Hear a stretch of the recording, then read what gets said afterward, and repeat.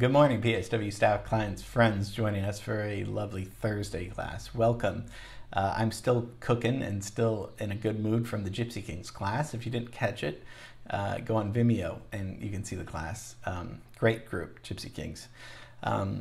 Before then, we looked at Henry Purcell, the great Baroque composer. And then tomorrow we're going to see the film scoring results for James Cameron's Titanic. You guys did a great job, so I'm so excited to share that with you. You've probably been wondering all week, well, where are you going to take us this week? And I'm going to take you to a museum, but and it sounds really boring, and it is. This class will be very boring. I'm just teasing. We're gonna have a really fun time today. We're gonna look at it's more than a museum. It's just a wonderful place in this city that's a little bit outside of LA, but you know, I'm getting ahead of myself. Today we're going to look at the very gorgeous Huntington Library.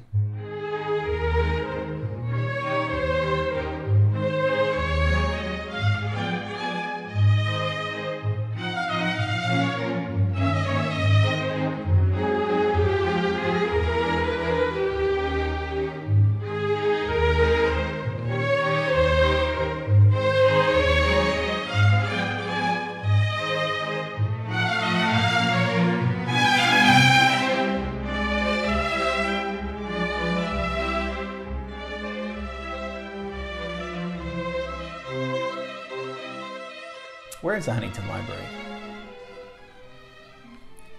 I mean, what? Do I have to tell you everything? It's in San Marino. So let's go. Let me use my free Google map and let's fly over there. San Marino is kind of a suburb of LA, just 12 miles north of downtown. It's a place where rich white people have lived and for a long time. Hopefully we'll mix it up a little bit there, but you know, they don't allow any apartments or any bars in San Marino. But this isn't, you know, I'm not slamming San Marino. It's one of the most beautiful places in California, and it's named. The Huntington Library is obviously named after somebody, right? It's named after Henry E. Huntington. Made a little coin in railways, and he comes to LA in 1892, and he made a fortune actually on railroads and real estate. He married his uncle's widow, Arabella, and established a huge collection of books, arts, plants, and decided to just buy this San Marino ranch so he could enjoy it there. 1903, he purchases this San Marino ranch for $240,000 for 600 acres in San Marino in 1903. And I mean, yeah, the property is more than 500 acres, and it was known as San Marino Ranch, and he went on to purchase other things in Pasadena and LA County, and he was one of the founders of San Marino. Huntington, founders of the city of San Marino, which was incorporated in 1913. So the building is built in 1919. It opens to the public in 1928 after his death. But let's look at my free timeline and see where 1919 is. Now, we looked at Charlie Chaplin Studios. That was the year that opened. This is before the Hollywood sign. This is way before the observatory. After Beverly Hills Hotel, 1912. So this is really when LA is starting to develop.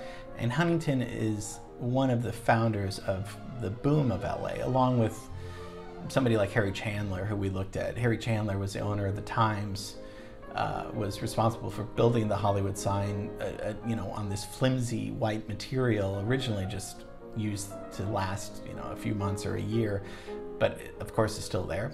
And Chandler and Huntington, they're responsible for a lot of the beauty, probably a lot of the corruption too, but a lot of the beauty of early Los Angeles development.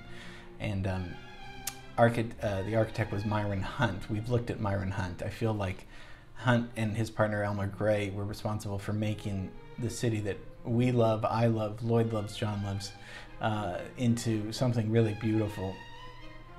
So Myron Hunt also, did, I mean, originally it was the Huntington Hotel in 1914. Now it's the Langham Hotel. It's gone through several different things, but one of the most beautiful hotels in the world. So what's inside of this museum, of this library? I don't know. No, I do know. I mean, there's volumes of the Gutenberg Bible is there. This is all his part of Huntington's collection. Manuscripts from Chaucer, letters and manuscripts from George Washington, Thomas Jefferson, Benjamin Franklin, Abraham Lincoln. It's the only library in the world with the first 2 quartos of Hamlet by Shakespeare. Also holds Benjamin Franklin's autobiography, and along with other writers, Bukowski and Mark Twain. So a lot of important documents in there. Art-wise, so much great art. Probably the most famous of the collection include The Blue Boy by Thomas Gainsborough and Pinky by Thomas Lawrence. Those are probably the 2 most famous, but I mean, it's got a gorgeous art gallery. And then outside, these gardens are just ridiculous. The botanical gardens cover 120 acres and showcase plants from all over the world. Huntington really worked to make them thrive because of why? Because of perfect climate, because of this great climate that California and LA has. A lot of these plants and succulents and all these other things were able to live alive and well here. The Chinese garden is the largest outside of China, and the Desert Garden is one of the world's largest and outdoor collections of cacti and succulents. 1974 was the first time that a movie was filmed there, Lucille Ball in Maine. First movie to include scenes filmed at the garden. Library also holds a lock of Abraham Lincoln's hair. In case you were wondering, where can I see the hair? You can go over there. It was cut by his embalmer from a location in the vicinity of the wound. So I mean, it's kind of cool though. And Henry and his wife Arabella are rested in a mausoleum on the ground, so you can go visit them. They're buried there. Ticket prices aren't. It's not free. It's it's $25 during the week, $29 on weekends. I guess if you think of, they have to, the upkeep is probably tremendous, so it's a little pricey.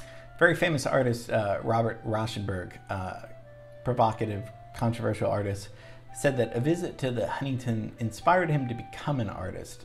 This is one of the reasons why I wanted to do this class, because museums are really important.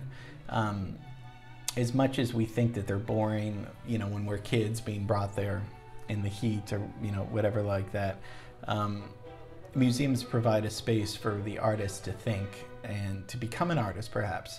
I mean, this inspired him to become an artist. So museums are really important. We need inspiration in our lives, and sometimes, getting out and going to a museum, going to a park, going to something outside of your environment can really trigger inspiration.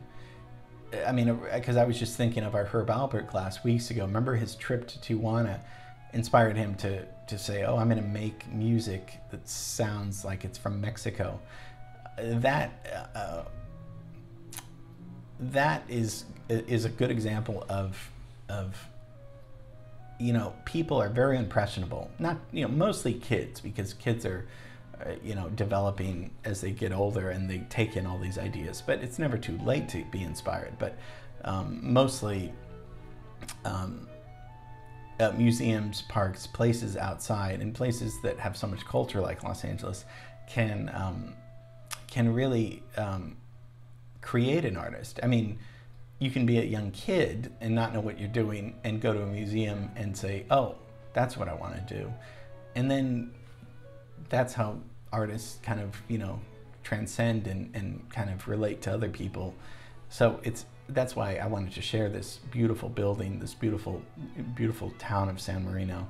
It's it's really gorgeous. So even just a drive out there is worth going around. There's Lacey Park very close by. I love this part of town just because I would go there as a kid a lot. And my brother works at the Huntington Library museum store, so you have to go and say hi to him. And it's a beautiful shop, actually. So that's it. Just wanted to do a little trip outside to San Marino and to show you a beautiful museum and to talk about Henry Huntington and his wonderful collection that he donated to the city that we all love. So hope you enjoyed that. Tomorrow's going to be film scoring results for Titanic, and miss you and love you, and thanks for watching, and I will see you tomorrow.